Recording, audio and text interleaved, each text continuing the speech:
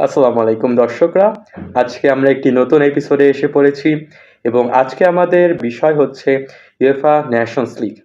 হ্যাঁ, UEFA Nations league ইউরোপের একটি মোস্ট ফেমাস ন্যাশনাল কম্পিটিশন, যেটি বিভিন্ন ন্যাশনাল টিমের মাঝে প্রতি 2 বছরে সংঘটিত হয়। ইউএফা নেশনস লিগ মূলত 2018 সালে ইউএফা নতুন স্টার্ট করে এবং এটির মূল উদ্দেশ্য ছিল ইউরোপের মধ্যে ন্যাশনাল টিমগুলোর আরও ম্যাচ বাড়ানো এবং ফুটবল এর যে ন্যাশনাল টিমের প্লেয়ারগুলো আছে তাদের আরও বেশি চান্স দেওয়া।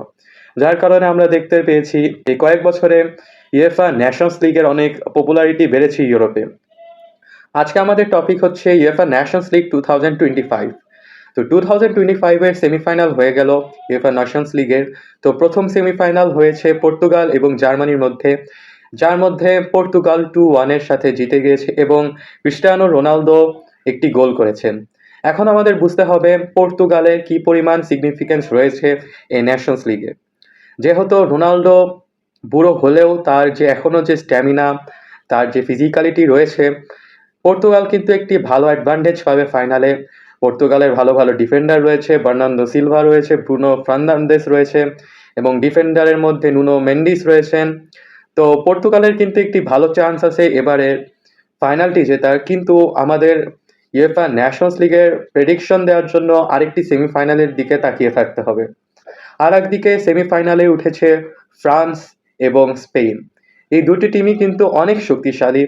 ফ্রান্সে রয়েছে উসমান ডেম্বেলে, কিলিয়ান এমবাপ্পে এবং ফরাসি বহুত তারকা রয়েছে এই ফ্রান্সে। এবং আমি যদি স্পেনের দিকে তাকিয়ে থাকতে চাই, স্পেনে তো স্টার প্লেয়ারদের অভাব নেই।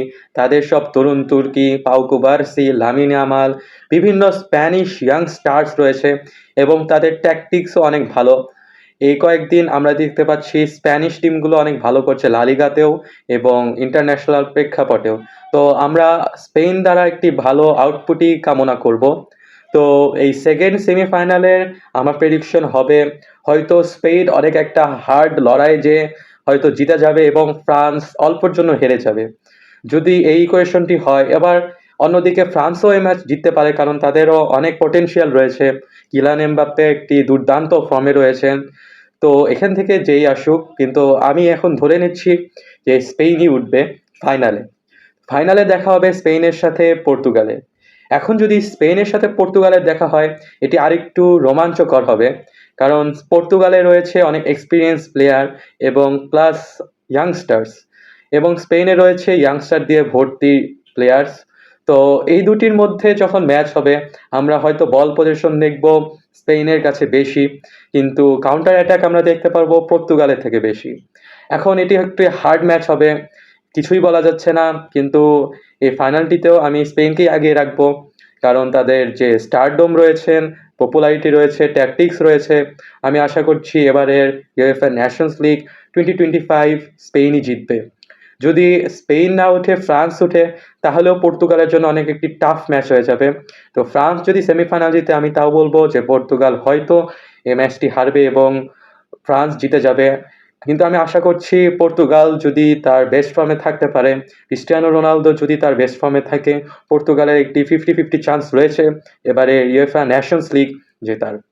তো আশা করছি বন্ধুরা আজকের ভিডিওতে আমি আপনাদের ইউএফএ নেশনস লিগ সম্পর্কে একটি ভালো ধারণা দিতে পেরেছি এবং 2025-এর ইউএফএ নেশনস লিগ কে জিতবে সেটা নিয়ে একটি এক্সপ্লেনেশন ভিডিও তৈরি করতে পেরেছি।